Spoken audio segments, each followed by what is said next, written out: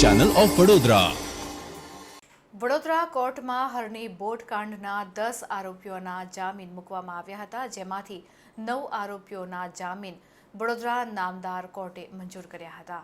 Gujarat હાઈકોર્ટમાંથી હરની boat દુર્ઘટનાના 4 આરોપીઓના જામીન મંજૂર કરવામાં આવ્યા હતા।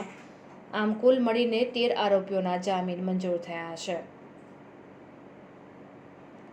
ગતરોજ વિનીત કોટિયા, ગોપાલ શાહ, ધર્મિલ શાહ, ધર્મીન બાથાની, દિબેન શાહ, રશ્મિકાંત પ્રજાપતિ, જતીન દોશી, વેદ પ્રકાશ યાદવ, અલ્પેશ ભટ્ટ સહિત 9 આરોપીઓના જામીન મંજૂર થયા હતા। છેલ્લે કોન્ટ્રાક્ટ ચલાવનાર નિલેશ જૈનના જામીન નામંજૂર। અગાઉ હાઈકોર્ટે 4 મહિલા આરોપીઓના જામીન મંજૂર કર્યા હતા।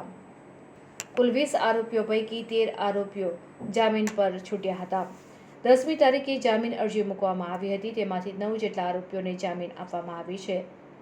આમ ગતરોજ 4 આરોપીઓને હાઈકોર્ટથી જામીન મળી હતી, ત્યારે વડોદરા સ્ટેશન કોર્ટમાંથી 9 જણાની જામીન અરજી મંજૂર કરવામાં આવી છે। આમ કુલ મળીને 13 આરોપીઓના જામીન અરજી નામદાર કોર્ટ દ્વારા સ્વીકારવામાં આવી છે।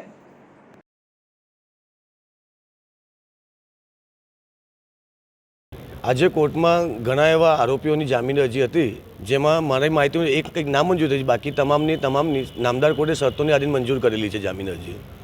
જેમાં મારા જાણવા મુજબ અલ્પેશ ભટ્ટ છે, વિનીત છે, ગોપાલભાઈ શાહ છે, પછી દીપેન કરીને છે, અંદર એક દર્પણ બાથાની કરીને છે, ધમિલ બાથાની, એ છે, એવા છોડ્યા છે એવા લોકોને। મુખ્ય દલીલો કરવામાં આવેલી ત્યાંથી જામીન અરજી સ્વીકારવામાં મુખ્ય દલીલમાં તો એવું છે કે નામદાર કોર્ટે હમણાં 2 દિવસ પહેલાં 4 જણની જામીન અરજી મંજૂર કરી હતી।